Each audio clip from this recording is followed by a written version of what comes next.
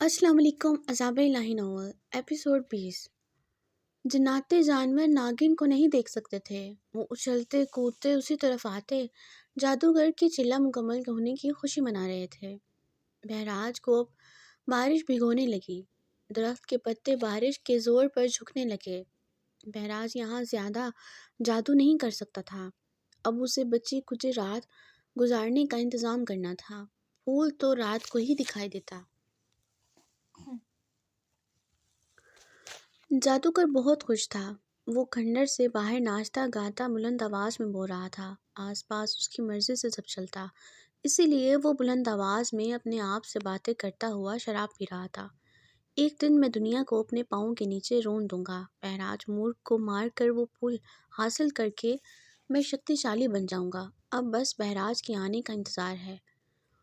वो जादू के ज़ोर पर ना जाने किस घर की इज्जत को खंडर में ले जाने लगा।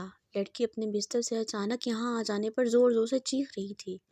वहीं टूटे हुए पत्थरों में नागिन जादूगर की सब बातें सुनकर और लड़की के अचानक जादूगर के पास आ जाने पर बेचैन और परेशान हो गई। वो अब खंडर से करीब ही छुपी थी। वो जादूगर को जानना चाहती थी कि वो क्या कर रहा है, और सब समझ गई। वो उसी तरह गायब खंडर के करीब पहुंची। खंडर के बाहर असार था और पहरे पर जिन्नाती जानवर पहरा दे रहे थे। अब क्या करूं, कैसे अंदर जा सकती हूँ? अंदर चीखों की आवाज़ें बस दस्तूर जारी थीं। वो लड़की मदद मांग रही थी और या अल्लाह मदद के नाम पर नागिन बेहद परेशान हो गई। उसी वक्त जन्नात जो कि वहाँ पहरा दे रहे थे, गुरु के कहने पर वहाँ से चले गए।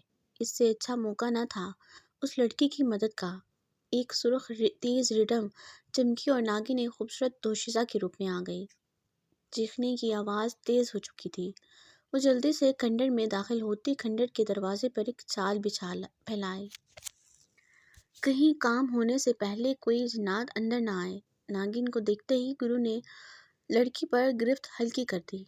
लड़की जो खुद को आज़ाद करवाने को मचल रही थी, झटके से दूर जा गिरी और उठकर बाहर की।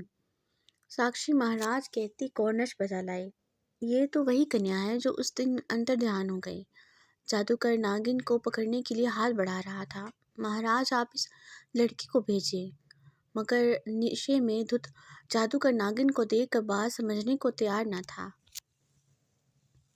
सुंदरी, तुम आ जाओ। अगर वो शराब के नशे में ना होता तो भी यही हालत होती नागिन को देखकर, और अब वो कैसे समझेगा? लड़की खंडर से बाहर की वीरानी देखकर खौफजदा फिर से चिल्लाने लगी। महाराज, आप इस लड़की को वापस भेज दें। मैं तो आपकी शागिर्द बनने आई हूँ। जो आप कहीं वही होगा। जादूगर फिर से आगे बढ़ने लगा। साक्षी कुछ पीछे को हटी, लेकिन उस लड़की को जहाँ से लाए हैं वापस भेज दे महाराज। अब की बार बात उसके पल्ले पड़ गई।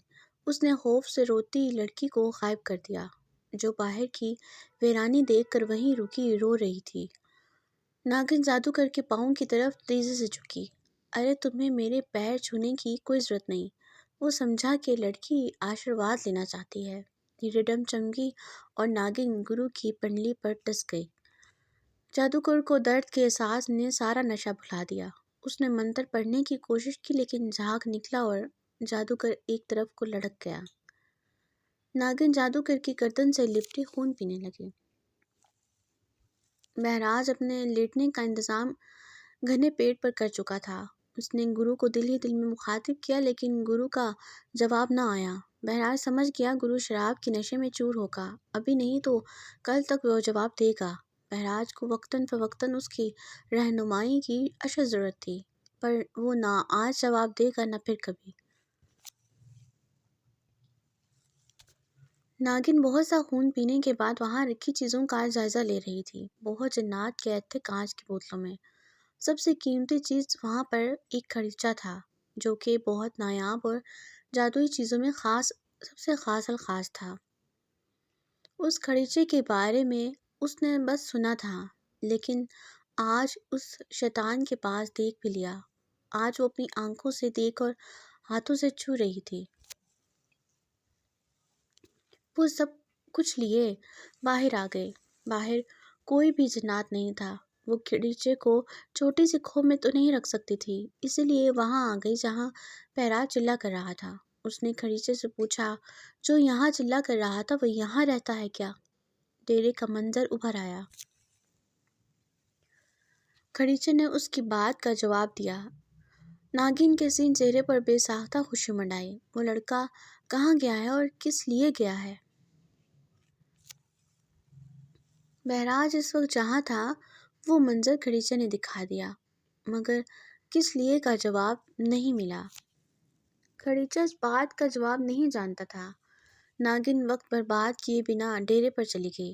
وہاں وہ ارد گرد کا جائزہ لینے کے بعد بہراج کے بارے میں مزید خریچے سے پوچھنے لگی۔ جس کی جگہ پر رہتی ہے اس کے بارے میں جتنا بھی جانا جائے کم ہی ہوتا ہے۔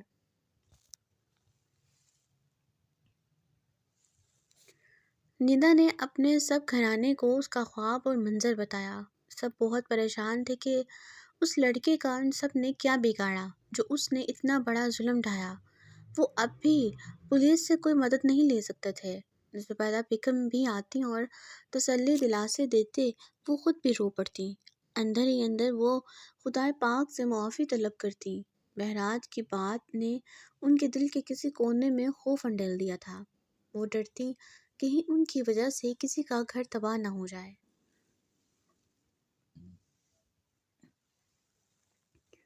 ناگن بہت کچھ بہراج کے متعلق جان گئی تھی، کیسے اور کیا کچھ بہراج اپنی زندگی میں کر چکا ہے۔